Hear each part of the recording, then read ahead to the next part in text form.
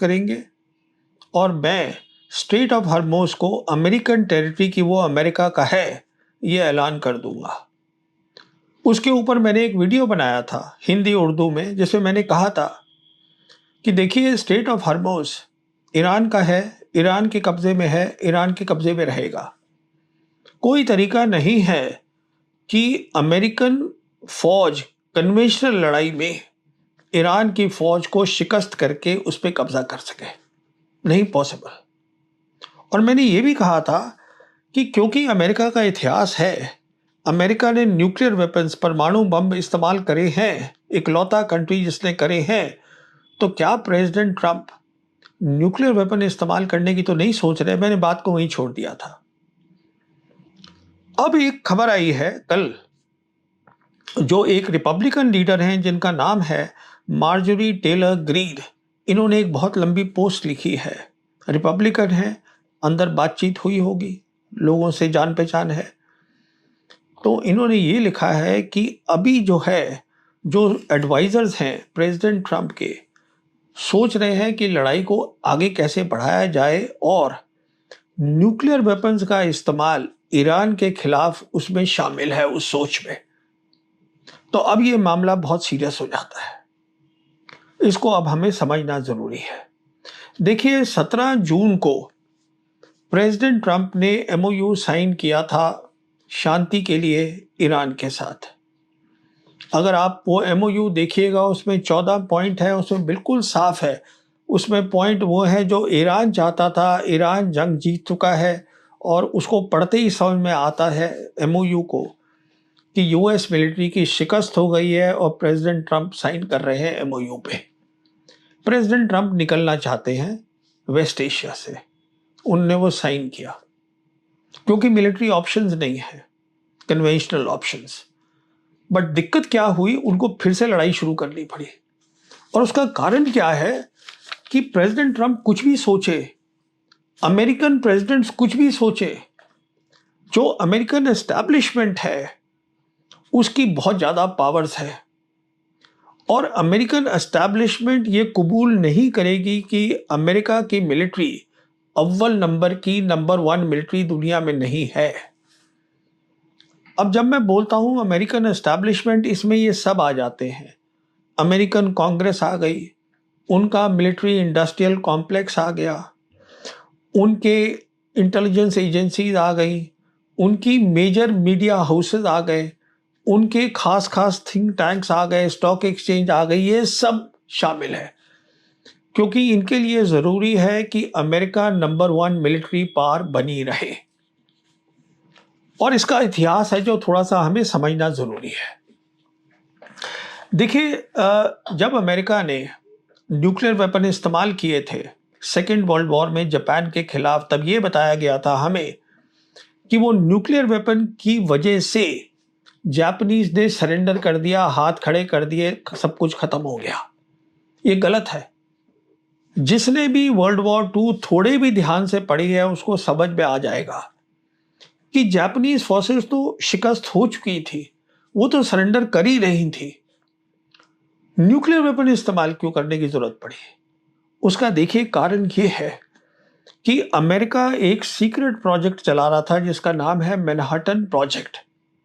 Manhattan project के तहत ये न्यूक्लियर वेपन्स बना रहे थे 2 तरीके के, एक यूरेनियम को लेकर और एक प्लूटोनियम को लेकर, 2 टाइप के।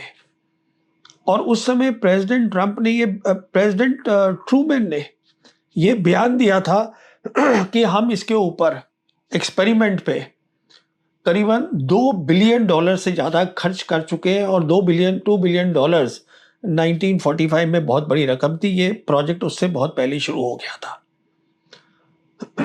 तो अब उनको वो प्रोजेक्ट टेस्ट करना था, इसलिए अमेरिका ने एक बॉम्ब नहीं फेंका जापान पे, एक ही काफी था। अगर उनको सरेंडर ही करवाना था, 2 बॉम्ब फेंके गए। नागासाकी और हिरोशिमा 2 शहरों पे जापान के बॉम्ब फेंके गए क्योंकि एक बॉम्ब जो टेस्ट हुआ वो यूरेनियम का था, दूसरा प्लूटोनियम का था। वो टेस्ट हो गए। वो उसको कितना नुकसान हुआ, कितने लोग मरे, करीबन 2.5 लाख लोग मर गए और बहुत तबाही हुई, जिसका सबको इल्म है। और हासिल क्या किया अमेरिका ने, सोवियत यूनियन को यह बता दिया कि देखिए हम नंबर 1 मिलिट्री पावर हैं दुनिया के। वो दूसरी बात है, साथ साथ उनके ह्यूमन राइट्स ग्रुप्स होते हैं, वो हर बार चिल्लाना शुरू कर देते हैं कि ये नहीं करना चाहिए था। उसकी कोई अहमियत नहीं है, एस्टैब्लिशमेंट की बात है। तो उन्होंने उस समय न्यूक्लियर वेपन इस्तेमाल करे, दोबारा करे। दोबारा बताता हूं, 1950s में फिर से एक बार असेस करा गया कि यूएस मिलिट्री सोवियत मिलिट्री से कम हो गई है। सोवियत मिलिट्री जो है उसकी कन्वेंशनल कैपेबिलिटीज, मतलब उसके पास कितने टैंक्स हैं, कितने गन्स हैं, कितने शिप्स हैं, वो अमेरिकन मिलिट्री से ज़्यादा हो गए हैं। तो अब फिर से 2 ऑप्शंस दिए गए उस समय जो प्रेसिडेंट थे, प्रेसिडेंट एइज़नहावर को, कि एक तो हम ये कर सकते हैं कि ज़्यादा पैसे खर्चेंगे और हम इनकी मुकाबला करते हैं, इनको मैच करते हैं। जितने इनके पास टैंक है उतने हम बनाते हैं, जितनी इनके पास एयरक्राफ्ट है हम बनाते हैं। एक तरीका ये है। और दूसरा तरीका ये बताया गया कि हम टैक्टिकल न्यूक्लियर वेपन्स को बैटलफील्ड में ले आते हैं। अमेरिका पहला मुल्क है, पहला मुल्क था जिसने वहां पर बम फेंके सिविलियंस पे। पहला मुल्क है जो कि सोच में लाया बैटलफील्ड पे टैक्टिकल न्यूक्लियर वेपन्स। सोच ये थी कि जो कन्वेंशनल फोर्सेस हैं सोवियत यूनियन की, इससे पहले कि वो लाइन ऑफ कांटेक्ट पे जहां लड़ाई चल रही है वहां आए, हम ये टैक्टिकल न्यूक्लियर वेपन फेंक के उनको वहीं पे पहले खत्म कर देंगे। तो इसको अमेरिकन्स बोलते हैं फर्स्ट ऑफसेट स्ट्रैटेजी, कि हम टैक्टिकल न्यूक्लियर वेपन्स ले आए और हम नंबर 1 बन गए। उसके बाद क्या हुआ कि जब तक 1970s आया, अब सोवियत यूनियन बड़े बॉम्ब में छोटे बॉम्ब जो टैक्टिकल न्यूक्लियर वेपन है बराबरी के हो गए अमेरिका के, और साथ में फिर से एक बार उनकी जो कन्वेंशनल ताकत थी वो अमेरिका से ज्यादा थी। तो अब अमेरिका को फिर कुछ करना था एस्टैब्लिशमेंट को नंबर 1 बनने के लिए। तो अब उन्होंने ये सोचा कि देखिए टैक्टिकल न्यूक्लियर वेपन तो रहेंगे ही रहेंगे, साथ में स्पेस अंतरिक्ष की मदद से हम long range conventional precision munition fire करेंगे। मतलब लंबी रेंज के एक्यूरेट मिसाइल्स जो कि गाइड हो रही हैं स्पेस से, उस पे हम फायर करेंगे। आइडिया यही रहेगा कि जो कन्वेंशनल कैपेबिलिटीज है सोवियत यूनियन की, इससे पहले कि वो फ्रंट लाइन पर आए, उनको हम इस तरीके से खत्म कर देंगे। ये सेकंड ऑफसेट स्ट्रैटेजी बन गई, मतलब हम फिर नंबर 1 है। जब तक 2010 हुआ, अब अमेरिका की फौज ने ये निकाला नतीजा कि जो चाइनीज की मिलिट्री है जिसको हम पीएलए बोलते हैं, वो हमारे बराबर की हो गई है। तो अब क्या करें, हमें नंबर 1 रहना है। अब उन्होंने थर्ड ऑफसेट स्ट्रैटेजी करी कि हम अपनी मिलिट्री के अंदर जो है, हम इसके अंदर आर्टिफिशियल इंटेलिजेंस और ऑटोनॉमी लाएंगे, जो हम जानते हैं हो रहा है।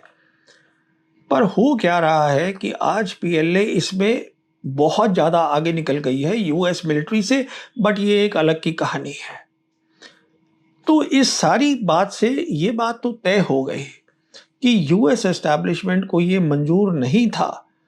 क्या प्रेसिडेंट ट्रंप जो साइन कर आए हैं एमओयू पे, तो लड़ाई बंद नहीं होगी और कोई जरिया भी नहीं है कन्वेंशनल कैपेबिलिटी से।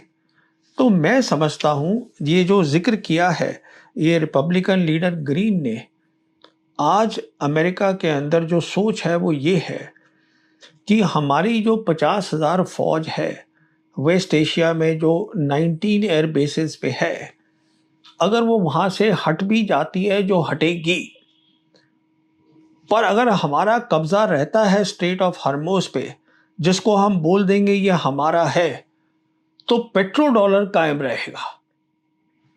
क्यों कायम रहेगा? क्योंकि आपको याद होगा पेट्रो डॉलर बहुत सीधी सी स्कीम थी कि जितनी गल्फ कंट्रीज हैं वो अपना तेल, अपना ऑयल जो है वो अमेरिकन डॉलर में बेचे और अमेरिका उनको सिक्योरिटी देगा उसके बदले में। तो हम जानते हैं जितना तेल और गैस जो है, ऑयल एंड गैस, इन सब कंट्रीज का 20% जो दुनिया को के लिए जाता है वो स्ट्रेट ऑफ हॉर्मुज से जाता है। तो सोच ये है वहां से हट जाओ, इस पे कब्जा कर लो न्यूक्लियर वेपन के यूज से, ये सोच है। अच्छा, अब ये कैसे मुकम्मल होगा? देखिए, ये हो सकता है, ये मैं थोड़ा सा समझाने की कोशिश करता हूं। जब हम बात करते हैं टैक्टिकल न्यूक्लियर वेपन, हम बात करते हैं सब किलोटन से लेकर 50 किलोटन तक के वेपन की। तो मैं आपको ये भी बताना चाहूंगा कि जो हिरोशिमा और नागासाकी पे डाले थे अमेरिका ने सेकेंड वर्ल्ड वॉर में न्यूक्लियर वेपन्स, वो टैक्टिकल थे, वो 15 किलोटन के थे। अब देखिए, जब हम बात करते हैं किलोटन की, इसका मतलब ये होता है 1 किलोटन के अंदर 1000 टन है और 1 टन के अंदर 1000 किलोग्राम है। ये सीधा सा हिसाब है, सबको मालूम है। तो आज इतनी ज्यादा टेक्नोलॉजी बढ़ चुकी है कि कुछ ही किलोग्राम से अगर आप फिसाइल मटेरियल लें,